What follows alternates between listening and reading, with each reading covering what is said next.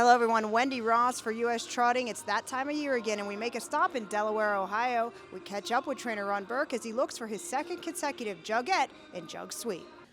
Ronnie, it's always good to catch up with you, of course, especially here in Ohio. Now you're getting ready to go back to back, try to make it a Jugette and Jug Sweep. You know, going into a week like this, the training style, you guys are known for being aggressive in your training style, but is there anything that changes when you get ready for the heats?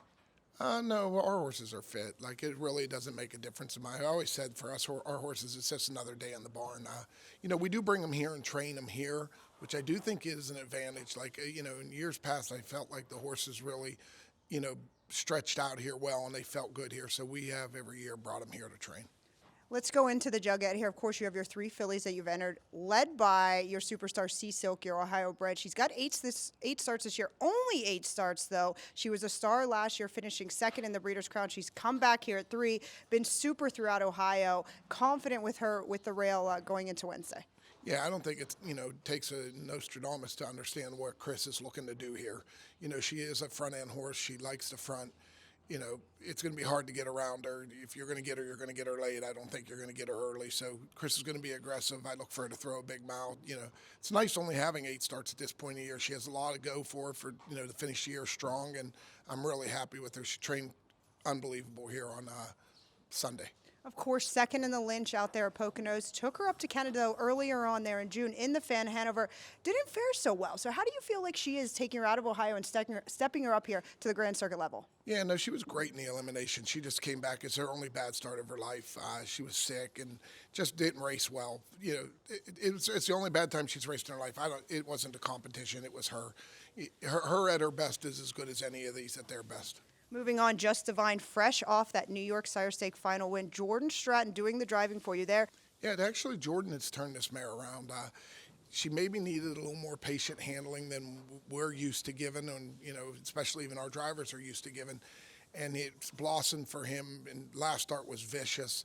So we were excited to bring her here. She'll get around the track fine. She's gotten around. She trained great too. But really, I'm happy with her. She's a top filly. The last filly, Galleria Hanover, only 74,000 made this year. You've put her in some of the events, the Shady Daisy, the Addio Volo, the Keystone Classic. How do you feel like she fares compared to the other fillies? She's a little bit more of a stretch, but she's also the biggest of them, and maybe is the one that's learning the slowest, but has the ability. Will be a top horse going forward, I'm sure. Trained great here. Ronnie does a great job for us and really seems to get the most out of her.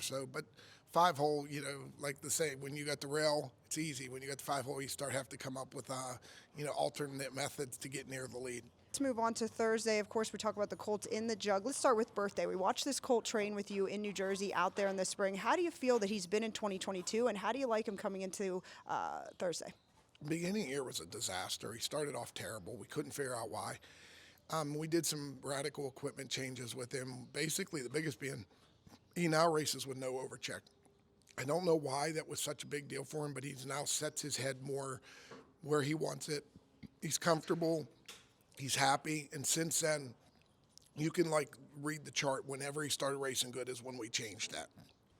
Moving on, let's talk about Bythemissal, the horse that kind of took everybody by storm there in the Adios, winning at a surprise. But you and Chris weren't surprised. After I interviewed you, you said you guys knew he was going to be the best that day. And it's kind of been a great story, but you called it on Adios Day. We'll see you at the Jug, and we certainly will post too. Yeah, he's unbelievable. I'm starting to think he might be the best 3-year-old I've ever had at this point. He's super sharp.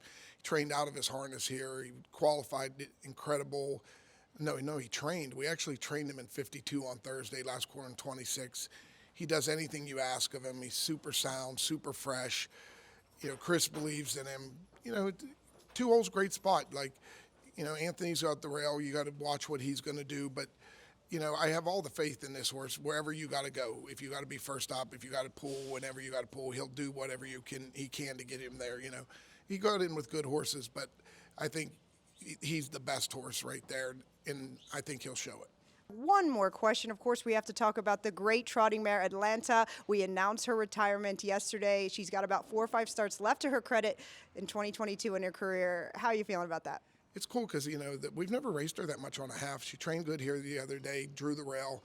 That's a good spot now. She has enough gate speed. They have to respect her, too. And, And then it's going to be, a couple more starts. And I love her. There's not a nicer horse. It's probably the nicest horse I've ever trained. Just willing, polite, kind, just a very nice horse. Should be a great broodmare.